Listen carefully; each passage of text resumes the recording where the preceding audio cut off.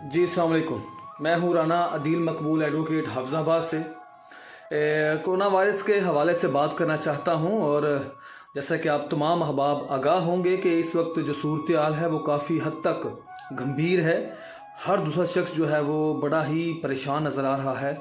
तो इस हवाले से एक हक़ाइक़ जो है वो गोशगुआर करना चाह रहा था दोस्तों के लिए कि हारून रशीद नामी एक बादशाह गुजरा है जो कि अब्बासी था। उसके दौर में जब ऐसा कहत पड़ा, तौन नाम की या किसी भी दीगर तरह की नाम की एक बीमारी थी वो निकली, तो बादशाह हारून ने हर तरह की कोशिश की, हर तरह का मामला किया और अपने ख़जाने के जो मुंह थे वो आवाम के लिए खोल दिए। जो कुछ उससे बन पाया उसने किया, लेकिन परेशान रहा, मामला सही ना हुआ। वो जो वबा थी, वो जो बीमारी थी, वो ख़त्म होने का नाम नहीं ले रही थी। इसी परेशानी में उसकी रातों की नींद उड़ गई। वो बड़ा परेशान हुआ।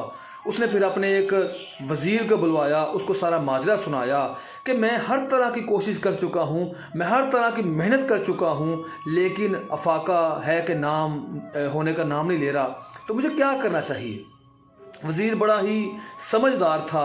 उसने कहा, हजूर आपका बस चलता है ज़मीनी आफात पर, बलियात पर, आपकी कुव्वत चलती है ज़मीनी मामलात पर, लेकिन जब कोई आसमानी आफत आ पड़े तो फिर मामला कुछ और करना पड़ता है। आपकी मेहनत, आपकी जद्दोजहद एक तरफ, लेकिन ये जो आफत आई है, ये जो आफत आई है, ये आसमानी है। तो रब के हजूर सजदा कीजिए, रब के हजूर माफ़ी मांगिए, तो इंशाल्लाह ये मामला ठीक हो जाएगा।